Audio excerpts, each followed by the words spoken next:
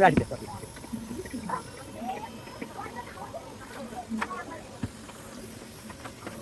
মানে ওই যে আপনি গোটা দিনে কতটুকু দেখতে পারেন?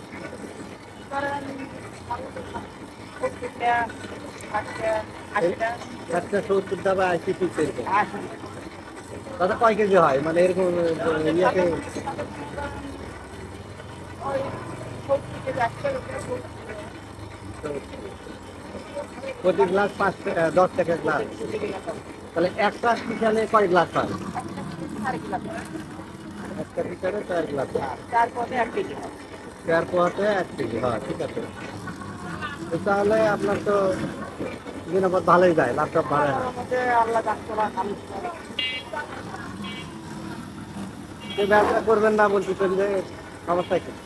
ব্যবস্থা করবো, কিন্তু এটা তো আলাদা বড়। মানে মিটিং চায় না কিছু, চায় না। মানে ওটাই একসাথে বাইরে ওটা তো হচ্ছে আরো ভালো, হ্যাঁ। খরচ কম হবে।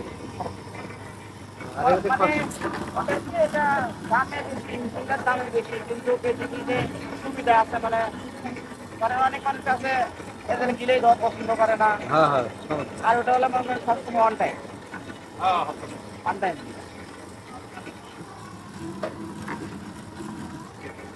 তাতে মনে করেন যে সারাদিনে যা বেচা কিনা করে তাতে কিরকম পরিমাণ থাকে? তো সবকিছু নিজেরই, নিজের পুকুর, নিজেরই সব। নিজের পিছে? না, না, নিজের পিছে হলে তো বেশি লাভ হবে। আর পুরোটাই যদি লাভ, কিনা হতো তাহলে একটু কম আছে। এবং নিজে হাল চাষ করে আপনি পিছন লাগা, তাহলে তো পুরাটাই লাভ মেশিন ছাড়া।